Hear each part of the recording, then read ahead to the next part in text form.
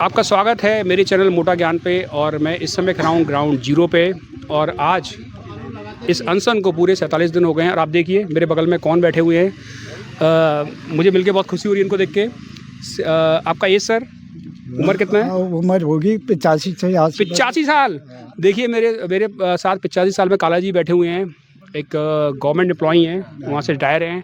बाकी हम उनसे ही जानेंगे वो क्या कहते हैं, जितना वो बोल पाए। लेकिन आपको एक बात बता दूं, इस आंदोलन में पूरे 47 दिन आए हैं।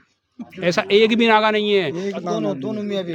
चाहे कैसी परिस्थिति है, पानी बरसे, बीच में तो पानी बरसा था यहाँ पे, तब भी यहाँ पे आए और यहाँ पे बैठे हैं। कीचड़ भरा रहता। सर नमस्कार सर, आपसे मिलके मुझे बहुत खुशी हो रही है सर। बताइए सर, आपको कि आप क्यों आते हैं यहाँ पे? तो जो है ऐसा हुआ कि हम आ रहे थे इलाहाबाद से कुंभ मेला ड्यूटी करके मुरादाबाद आना। तो मुरादाबाद में नौकरी किया आपने? हाँ। किस डिपार्टमेंट में नौकरी की?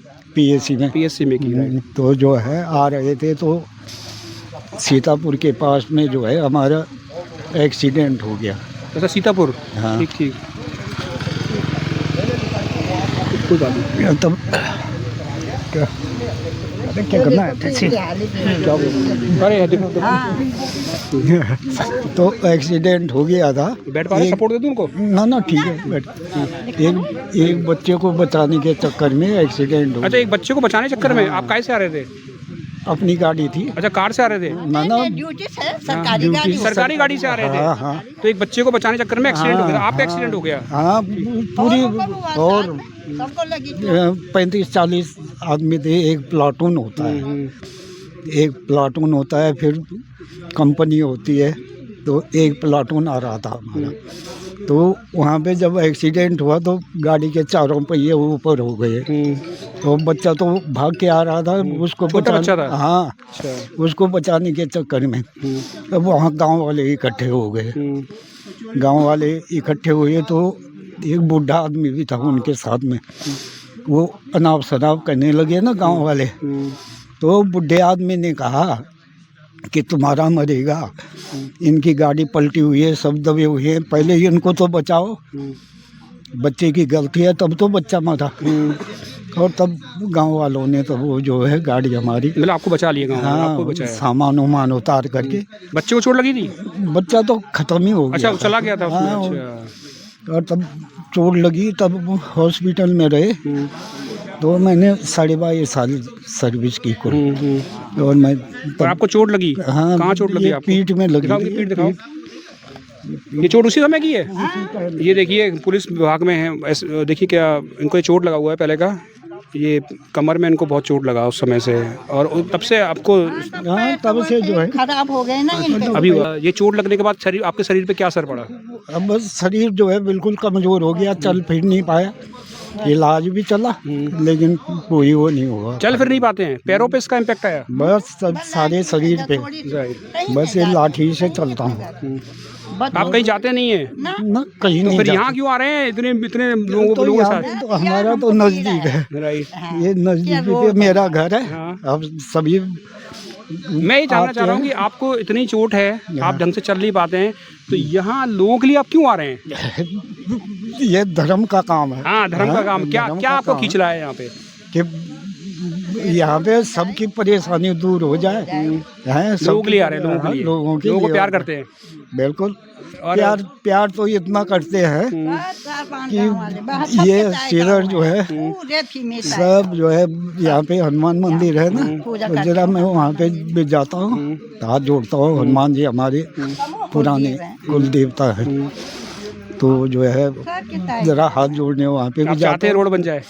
बिल्कुल, हनुमान जी से प्रार्थना करता हूँ कि ये जो है रोड। अच्छा, एक बात बताइए सर, इस रोड से आपको कोई परेशानी है? परेशानी तो इस टाइम तो है ही, अब चल फिर नहीं सकते। आपकी सर 85 साल आपकी उम्र है और मुझे यकीन है कि बहुत सी बीमारियां होंगी। तो मैंने सुना है कि लोग यहाँ से नजीबाद होके जाते हैं ट्रीटमेंट कराने के लिए। आपको भी दिक्कत होती है? कई बार गए हम, ये बुढ़िया को लेके भी गया मैं कई बार। नजीबाद हो गए? हाँ, नजीबाद यूपी में पड़ता है। वहाँ से 46 किलोमीटर बढ़ जाता है। पैसा भी ज़्यादा लगता है, समय भी ज़्यादा लगता है। तो क्या आपको भी समस्या आती है? समस्या आती है। वहाँ लड़का रहता है ना मेरा, तो वहाँ जाते हैं, मकान है वहाँ पे।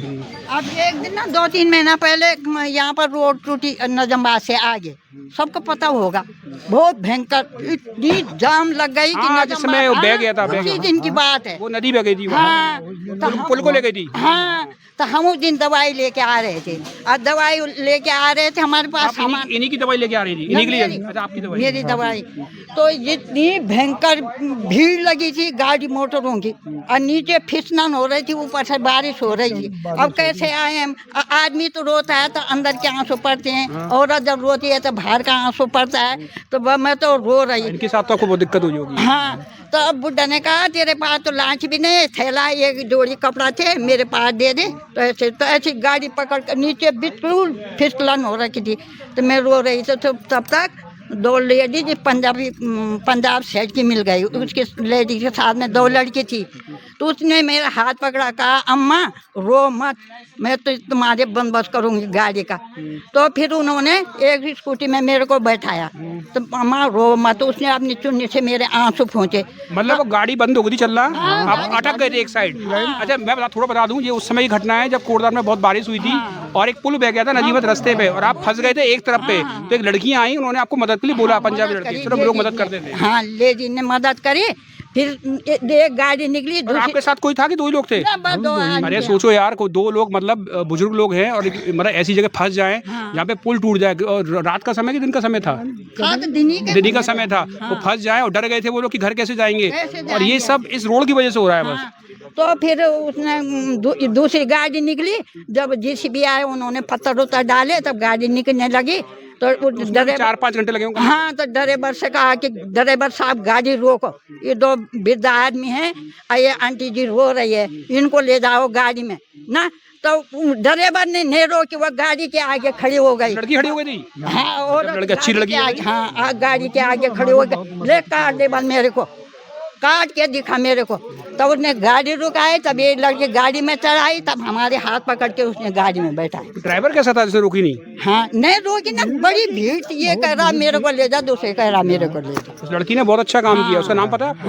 हाँ, नाम तो पता नहीं। ऐसे भगवान मिल जाते हैं रास्ते पे। भगवान मिल जाते, बहुत सारे आदमी ऐसे होते हैं। भगवान ही कह सकते हैं उस समय तो। भगवान होते हैं हमारे। तो सर, अब जैसे इलाज के लिए आपको जाना पड़ता है बार बार, अब आपने रोड का किस्सा तो उन्होंने बता दिया, बरसात के दिन में तो ये भी रोड बंद हो जाती है, तो फिर आपका इलाज कैसे होता है, कैसे चलता है? ऐसे ही तब उधर ही से जाना पड़ता, उसी रास्ते जाना अभी पड़ता है। कोटद्वार में तो कुछ है ही नहीं। क्या दुर्भाग्य है भाई, एक रिटायर आदमी, होगा वो भी मर जाएगा। एक रिटायर आदमी जो पूरी ज़िंदगी भर नौकरी करता है, फिर बुढ़ापे में आता है, पेंशन लेता है और एक चैन की ज़िंदगी जीना चाहता है, 85 साल की उम्र में उसको इलाज कराने के लिए नजीबात होके जाना पड़ता है पूरे 47 किलोमीटर। आप देख ली शकल, आपको लग रहा है 47 किलोमीटर ज़्यादा चलने लायक ये लोग हैं, केवल एक रोड की वजह से। अगर ये रोड बन जाती है तो 47 किलोमीटर बच जाते हैं, और वो जो पैसा भी बचता है, समय भी बचता है, और आराम से हॉस्पिटल दवाइयाँ ला सकते हैं। इतनी सारी चीज़ें लोगों को यहाँ झेलनी पड़ रही है एक रोड को बनाने के लिए, और सरकार सोई हुई है। मैं बार बार कह रहा हूँ कि यहाँ के जो विधायक हैं वो फीता काटने में बिजी हैं, रामायण में फ़ोटो खिंचाने में बिजी हैं। जैसा अभी नेताजी ने बोला कि जो 4 लोग आते हैं उनके घर में जाके बैठ जाती हैं, कीर्तन मंडली के साथ उनकी सांठगांठ है, उन्हीं में खुश होने लगता है कि इसी तरह से इलेक्शन जीता जा सकता है। लेकिन ऐसा दर्द नहीं देख रहे हैं वो लोग कि आपके घर पे कभी मिलने आई है वो? कभी भी नहीं, कभी नहीं, कभी नहीं। मिलने आ जाए हम देने के उसमें बिल्कुल नहीं आए। हम तो, हमको तो दिया, हम तो मुंह पर मार। घर तो छोड़ो, यहाँ पे आई है नहीं तो मतलब कभी भी नहीं। मेरा कहने का मतलब है उनको आप नहीं दिखाई दे रहे हैं। नहीं, हमने देखे नहीं, राइट, हमने देखे नहीं। आज लेने देने का चक्कर होता है, हम तो पैसा उनके मुंह पर मार देते, हमको नहीं है किसी पैसे अरे देते। बड़ी ये शर्मनाक बात है बहुत कुछ दे रखा कि है। एक विधायक को जब लोग चुन के भेजते हैं, और जब विधायक आपसे मिलने ही नहीं आए, पूरे 47 दिन हो गए इस आंदोलन को, और अभी तक विधायक इनसे मिलने नहीं आए। सर, मुझको बहुत दुख है, आप इस तरह से यहाँ पे आते हैं, और बनना चाहिए रोड, बनना चाहिए। बहुत दुख हो रहा है मुझे देख के कि एक रोड के लिए इतना संघर्ष। हम तो बैठे हैं यहाँ पे, जब तक इस रोड का जो है जिंदगी रही ओढ़ के तो कम्बल ओढ़ के आए यहाँ पर, बस। ये धरना चलता रहेगा, पर हम सर्दियों में भी बैठेंगे जो जिंदा रहे तो।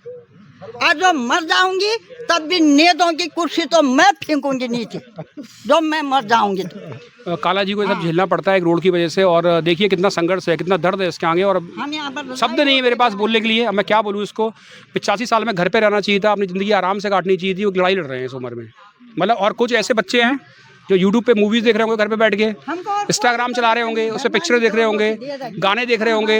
असली संघर्ष यहाँ पे है भाई, यहाँ पे देखो ये संघर्ष 85 ईयर में लड़ने को आ रहे हैं, लड़ाई कर रहे हैं। अरे आप तो वॉरियर है सर, सलाम है सर आपको, आप तो योद्धा हैं और अभी भी लड़ रहे हैं। जाएंगे रोड चारपाई में मिलती है, ऐसी बात नहीं है, पर हमारे रोड की मांग है। शाबाश, वेरी गुड, क्या स्प्रिट है यार। यहाँ ये देखिए 85। और आपकी उम्र कितनी है मैडम? हैं? आपकी उम्र माता जी? 80 होगी। 80, मतलब एक 80 साल की है, एक 85 के हैं, दादा दादी बोलूंगा मैं आपको, दोनों जने लगे हुए हैं कि रोड बननी चाहिए। इससे ज्यादा सरकार को क्या प्रमाण चाहिए मेरे भाई?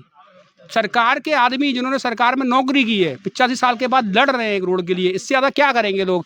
प्लीज़ मेरी नम्र निवेदन है मैडम, मैं गुस्सा नहीं कर रहा हूँ, आइए इनकी बात सुनिए और रोड बनाने की कोशिश। जब नोटबंदी का समय आएगा तब तो कुछ तो जलाएंगे आग में, कुछ फेंकेंगे झाड़ी में।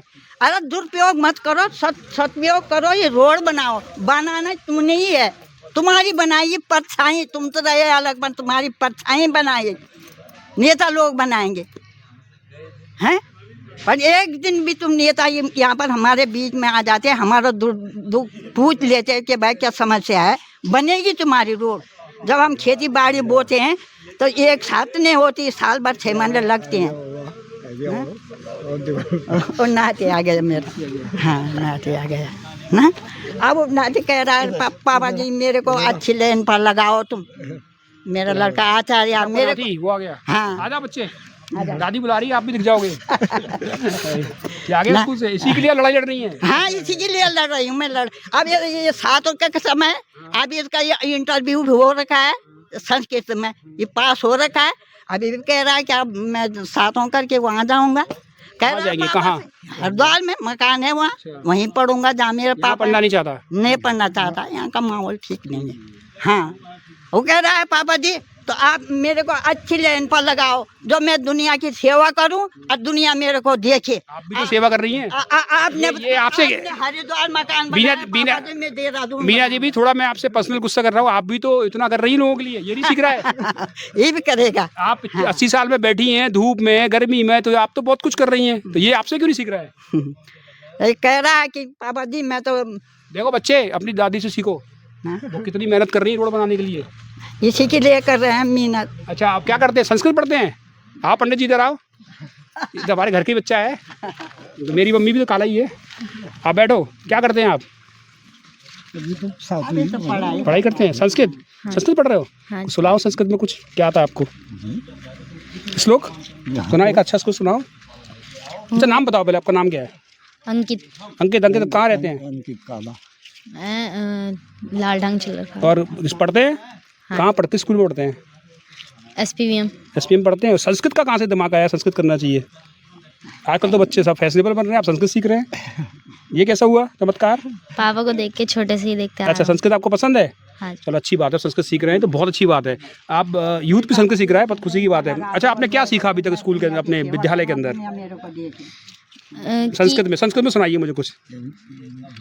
ओम नागेंद्रहाराय त्रिलोचनाय भस्मांगरागाय महेश्वराय नित्याय शुद्धाय दिगंबराय तस्मै नकाराय नमः शिवाय मंदाकिनी सलिलचंदन चर्चिताय नंदीश्वर प्रमथनाथ महेश्वराय। अच्छा आप मुझे बताइए, अगर मुझे ऐसे बोलना हो तो मैं आपका इंटरव्यू करना चाहता हूँ तो संस्कृत में कैसे बोलेंगे?